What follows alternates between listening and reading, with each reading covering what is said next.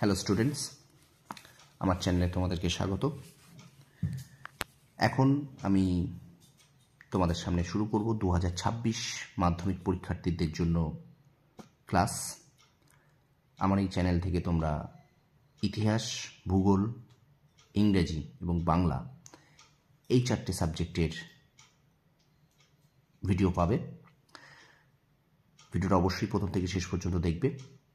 2026 যারা মাধ্যমিক পরীক্ষার্থী আছো তাদের জন্য এই বাংলা ক্লাসটি। দেখো, প্রথম গল্প জ্ঞানচক্ষু। 2026 মাধ্যমিক পরীক্ষার্থীদের জন্য এই ক্লাসটি। প্রথম গল্প, চলো শুরু করি। প্রথম গল্প বলছে জ্ঞানচক্ষু। কার লেখা? আশাপূর্ণা দেবী। এই ভিডিওতে এই গল্পটা আমি 3টে পর্বে তোমাদের করিয়ে দেব এবং অবশ্যই প্রথম থেকে শেষ পর্যন্ত ভিডিওটা দেখো, কোন কোন লাইনগুলো থেকে প্রশ্ন আসতে পারে বা প্রত্যেকটা লাইনের খুঁটিয়ে খুঁটিয়ে আমি তোমাদেরকে লাইন ধরে ধরে পড়াবো, যাতে তোমাদের এখান থেকে শর্ট কোশ্চেন যাই আসুক না কেন তোমরা লিখতে পারবে। এবং আমি এই গল্পটা পড়ানো হয়ে গেলে আমি কিন্তু তোমাদের সামনে 3 নাম্বার, এখান থেকে কী কী 3 নাম্বার এবং কী কী 5 নাম্বার আসতে পারে প্রশ্ন, সেগুলো আমি তোমাদেরকে দিয়ে দেব। চলো শুরু করি গল্পটি। জ্ঞানচক্ষু আশাপূর্ণা দেবীর লেখা। প্রথমে জানতে হবে গল্পটা কোন গ্রন্থ থেকে নেওয়া হয়েছে। যে কোনো গদ্য বা কবিতা যখন আমরা পড়ব, তার মূল গ্রন্থ বা কাব্যগ্রন্থটা আমাদের জানা খুব দরকার। তো এই জ্ঞানচক্ষু গল্পটা কিন্তু কুমকুম নামক গল্প গ্রন্থ থেকে নেওয়া হয়েছে। জ্ঞানচক্ষু মূল গ্রন্থটার নাম কিন্তু কুমকুম গল্পগ্রন্থ। কুমকুম, এটা মনে রেখো। চলো শুরু করি গল্পটি। কথাটা শুনে তপনের চোখ মার্বেল হয়ে গেল। নতুন মেসোমশাই, মানে যার সঙ্গে এই কদিন আগে তপনের ছোট মাসির বিয়ে হয়ে গেল, দেদার ঘটাপটা করে, সেই তিনি নাকি বই লেখেন। সেসব বই নাকি ছাপাও হয়। অনেক বই ছাপা হয়েছে মেশোর।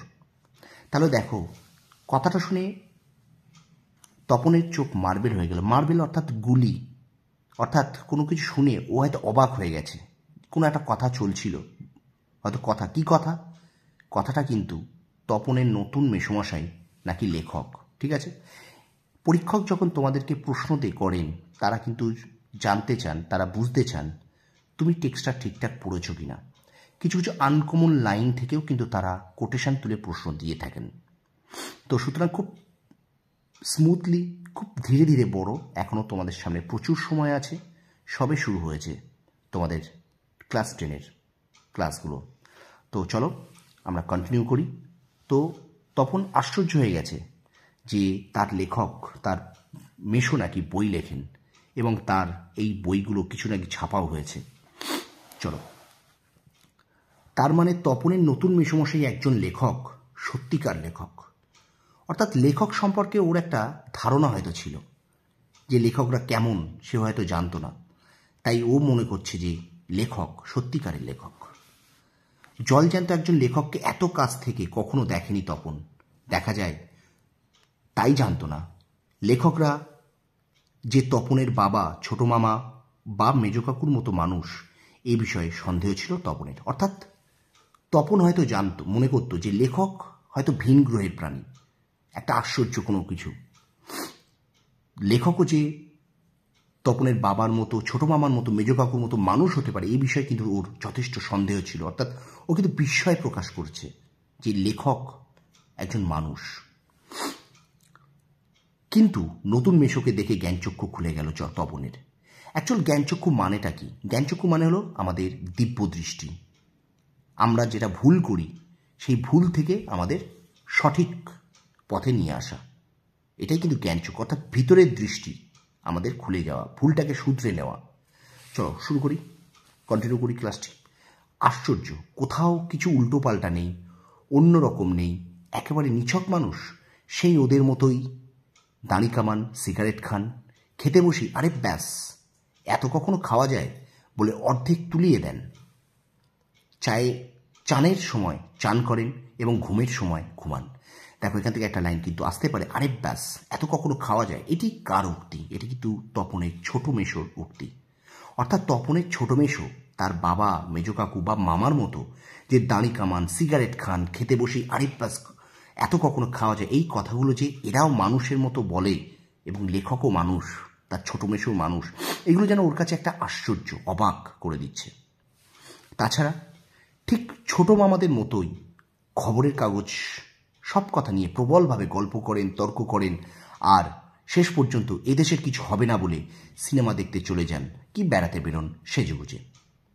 তো এখান থেকেও কিন্তু এই লাইনটা ভীষণ ইম্পর্টেন্ট। এদেশের কিছু হবে না, এই উক্তিটি কার, বা এদেশের কিছু হবে না বলে কে সিনেমা দেখতে চলে যান, বা তপনের ছোট মেশো কোথায় চলে যান সিনেমা দেখতে। তো এই এই লাইনগুলো কিন্তু তোমাদের কোনো কোনো সহায়িকায় এই লাইনগুলো থেকে প্রশ্ন কিন্তু নেই। অর্থাৎ ভীষণ খুঁটিয়ে দেখো ক্লাসটা। মামার বাড়িতে এই বিয়ে উপলক্ষেই এসেছে তপন, আর ছুটি আছে বলেই রয়ে গেছে। ওদিকে মেশোরও নাকি গরমের ছুটি চলছে, তাই মেশো শ্বশুর বাড়িতে এসে রয়েছেন কদিন। অর্থাৎ মেশো কিন্তু গরমের ছুটিতে এসছেন তার শ্বশুরবাড়ি, সেটা কিন্তু আমরা এখানে দেখতে পেলাম। তাই অহরহই জলজ্যান্ত একজন লেখককে দেখবার সুযোগ হবেই তপনের। অহরহ মানে কি, সব সময় অষ্টক্ষণ চোখের সামনে দেখছে জলজ্যান্ত একজন লেখককে।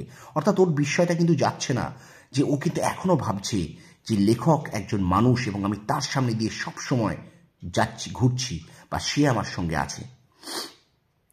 আর সেই সুযোগেই দেখতে পাচ্ছে তপন, আর সেই সুযোগেই দেখতে পাচ্ছে তপন লেখক মানে কোনো আকাশ থেকে পড়া জীব নয়, তপনদের মতোই মানুষ।